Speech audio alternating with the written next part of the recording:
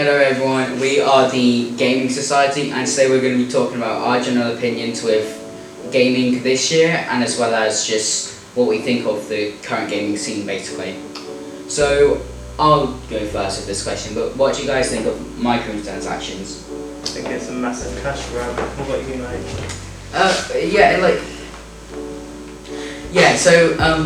In my opinion, microtransactions, they can be good if like the game is free to play. But if the game isn't, then obviously at that point, why would you make people spend money and then need to spend more money for something in the game, if you get what I mean? But like, if we take Fortnite for example, the amount of microtransactions they charge you is insane. And also, the fact that you need to grind so much just to get something within the game is crazy. So, plus, it's also can be eventful because if you're basically grinding for an event and then the event disappears, that's a waste of code and a waste of money. Yeah, like I get what you mean with like battle passes and all that. After they're gone, they're just gone. You can't get them again. And like with stuff in item shops, daily item shops, like almost everything in there is going to be more expensive than the actual battle pass. Yeah. So they're just kind of getting you to spend more money that way. I agree. And plus, they just make events so that you can stay longer in the game. Danny, what do you think? I feel like they've been decreasing the quality of all the microtransactions and just making it like less worth for each time and just trying to make less effort for more money. Yeah. So our next question is What's your opinion on live service games? So obviously we did talk about it a little bit in the last one, but I feel like live service games, they can be good if like the gameplay style is different. So if you take Fortnite for example, that was good within its prime because the gameplay was new and fresh. Well, with recent live service games, they're all trying to be the next Fortnite and copy the battle royale type of gameplay. And a lot of the games also have the same mechanics as well, making it like less interesting. Yeah, so if you take like Overwatch 2 and Marvel Rivals for example, their gameplay styles are different enough for like you not to get as bored easily because it won't really feel that repetitive. While with Fortnite you land, search a house, get guns, get loot and just kill people. It's the same thing over and over again. Yeah, it might as well be a tutorial. Yeah, what do you think? I think they should improve. If you're going to make live service, at least make something new from it. You know, Something interesting. Yeah, something just not land, point, shoot, or in Fortnite's case, get every other character from every other franchise, like Dragon Ball Z, for example, Kratos. You know, just go, we take their characters and make it into our own. That's a perfect. Yeah, because they just cannot make up their own idea, which could eventually like become popular in and on itself. Yeah, because with like live service games, I feel like the reason why they do crossovers is just so they can earn more money. That's the whole reason why they exist. And fan service. And usually the crossovers aren't really that well made because with Fortnite, like when has like a character like Goku or Kratos ever picked up a gun and started shooting people?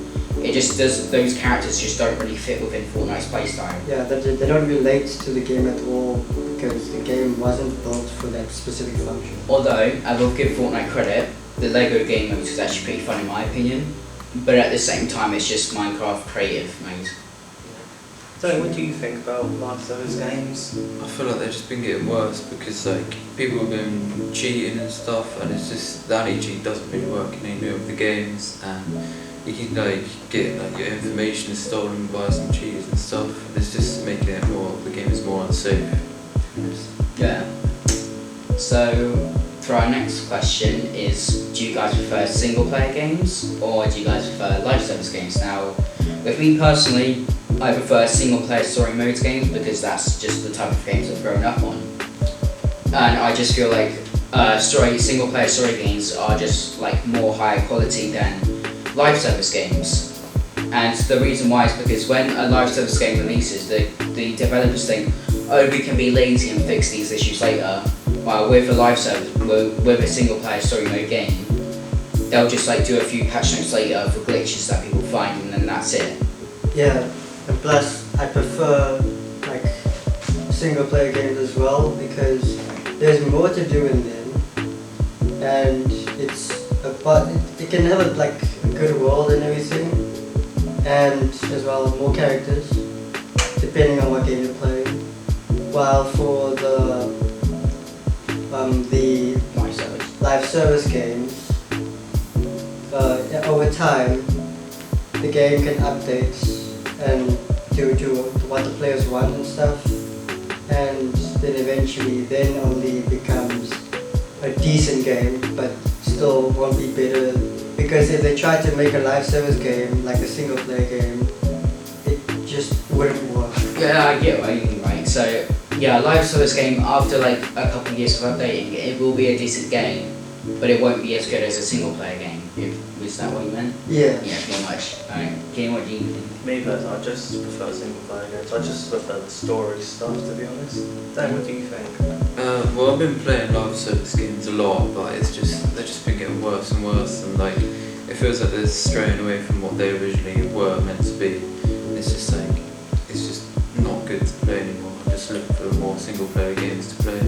Yeah, if you take the recent failure of this year, Concord charged you money for the game. Well, I'm talking from this as a PlayStation player, because I know like PlayStation with online play and stuff is different. So Concord would make you buy the game, which was $14, get a PlayStation subscription online service, which is at like the least $7 a month, and then they'll also have microtransactions in the game to actually get stuff. So at that point, you're probably spending over 70 to 60 with like just the game by itself without even playing it yet. And obviously that was a massive flop. So. Because the game only lasted 3 days, and you also put stuff in the game that was clearly unnecessary and not wanted by the player base. I feel like this year was a really good example that single player games have done very well, or live service games have done very poorly. Because I remember IGN has made a statement, which we all know IGN now isn't that great. They made a statement where they said people don't want single player games anymore, they want to focus on live service games, which I feel like from this year alone could not be further from the truth. It's just that they were really good at what they did before, but ever since all this, especially this year, it's just gotten worse over time. I'm pretty sure they did the same thing with Hogwarts Legacy, if I remember correctly. We'll get more into that later when we talk about Game of the Year stuff. But yeah, for our next discussion, it's... But we're going to be talking about streaming services such as Disney Plus, Netflix, and YouTube Premium. So, I'll start. With my opinion, subscription services, they can be good, but it really does kind of depend which one we're talking about. So if we talk about YouTube Premium, in my opinion, YouTube Premium should be around 5 to 6 instead of 10, because having like it block ads is very useful, and also having like the download video option to watch stuff offline is good as well. But charging like 10 for that a month is actually kind of high. And sketchy.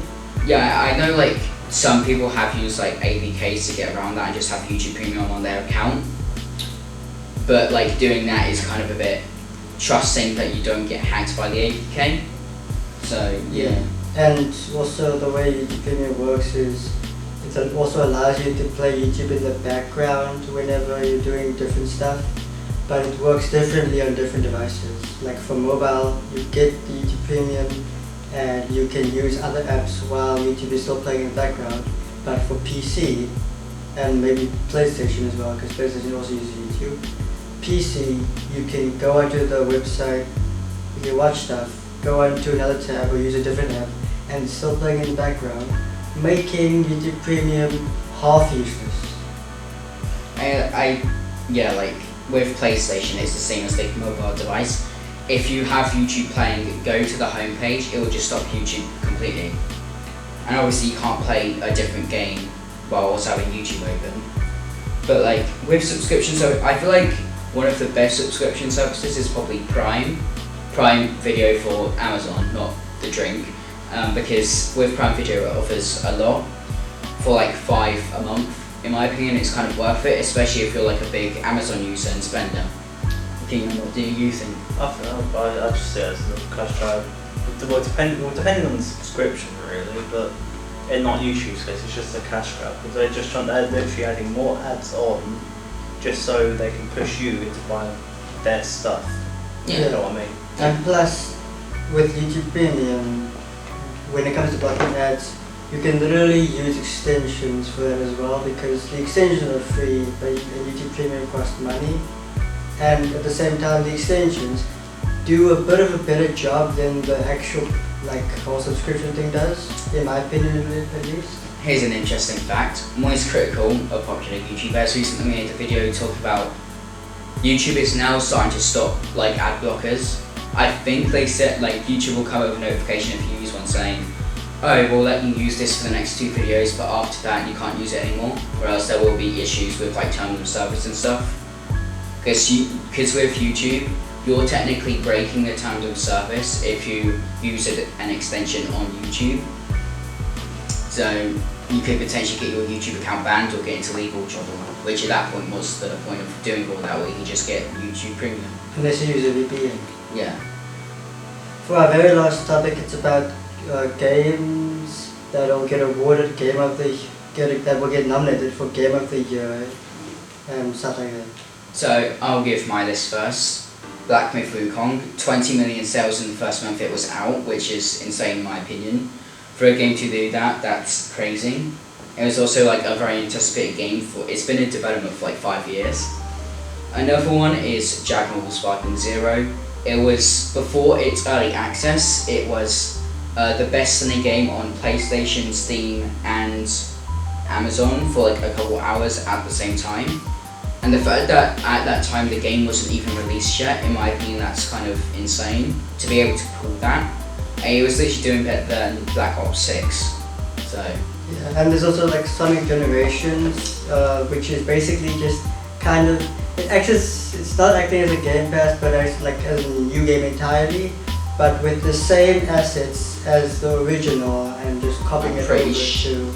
I'm pretty sure they're only doing I think with the Shadow story, that like it's all new, but with the Sonic part of the story, it's just the same game with like 60 FPS. I don't think that'll get nominated. Another game that I feel like will get nominated is probably Space Marines 2 and Helldivers 2, and also Stellar Blade. Those 3 games, I haven't personally played them, but I have heard like great things about them. Actually, haven't you played Space Marines 2 and Helldivers 2? Yeah, I've played Space Marines 2. It's really good because when you actually play it, it feels like you are actually fighting for your life. Well, that's just my personal experience, but that's what other people have said as well, which is one of the main good things about that game, which is why it's getting nominated for Game of the Year. But what I think will win Game of the Year is Black Myth Wukong, despite its controversies. But yeah, I think it's either that or Sparking Zero. I'll probably take it. Yeah, unless they kind of separate the developer from the game itself. Yeah. Well, do you guys remember Hogwarts Legacy?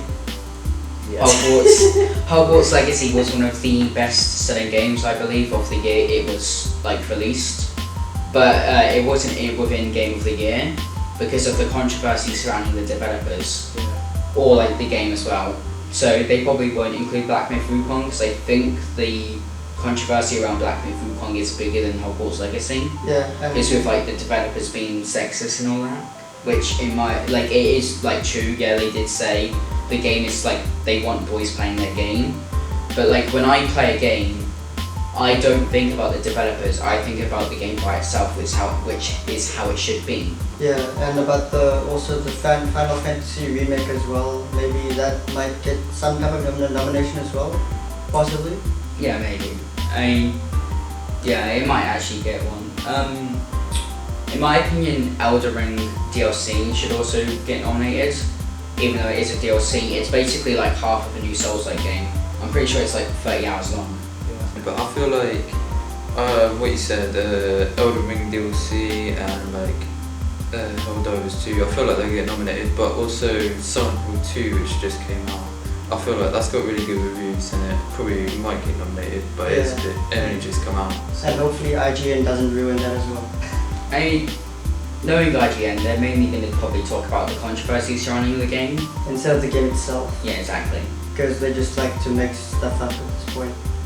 We do actually still have some time left, so I would like to talk about another mini topic. Sorry, do you guys prefer physical games or digital games? Now, in my opinion, personally, I prefer physical games because with a physical game, you actually own the item. You actually like own the game itself. While if you get it digitally, you're technically just given the permission to play the said game. And also, if you want to sell your games later on, you can do that with being physical, but with digital, you can't really do that, right? There are some games that I do want to keep personally, like Black Myth Wukong and Sparking Zero. That's why I got the games digitally. But I got Spider-Man 2 physically because I did set it on later on after I was done with the game. Yeah, and especially with the storage thing as well, because Yeah, so essentially, physical games have slightly less storage space than a digital game because some of the things needed for the game is on the disc already. it gets backed up on it as well. Yeah. While with digital, all of it has to be backed up by the console. But do you prefer physical or digital? Well, they both have their pros and cons, but I would say I prefer physical, mainly because it could be more expensive, could be cheaper, but I can basically just plug it into, or just put the disc into the PlayStation and play it like that, and that works as well. And I can eventually sell the game, as you said. Yeah, if you do want to set up. Yeah, and then with digitally, the game will basically have a lot of updates to it. It'll be for physical and digital, they both get updates, but with digital, you can just straight up buy the game when it releases, while with physical, you have to wait 2 days for it to deliver to you. Yeah, it's still better. Yeah, what do you think? Personally, I just prefer the physical copy. It's just having that, so you actually own the item, not just someone's just to take it away from you, Yeah. What about you, Daniel? Yeah, I do prefer physical because on my Xbox 360 I will have my games backed up on a shelf somewhere, and I'm pretty sure the Xbox marketplace thing doesn't work anymore. I'm pretty sure they shut it down, so it's good to have a backup of those games. But I do think that digital games are easier to just you click it and you download it. Yeah, So it's and convenient. do discs or digital buying, is there a difference in benefits? It's very situational. So with physical games, if you want to get the pre-order, you have to go to a website and buy it that way. But usually it'll be shipped out to you a day later after the game releases. More of digital, you buy the game and you get it on release day. So it's a day you'll have to wait if you want it physically. I see. So I'm pretty sure that's the end of our discussion. I hope you guys have enjoyed our podcast, and yeah, see you later.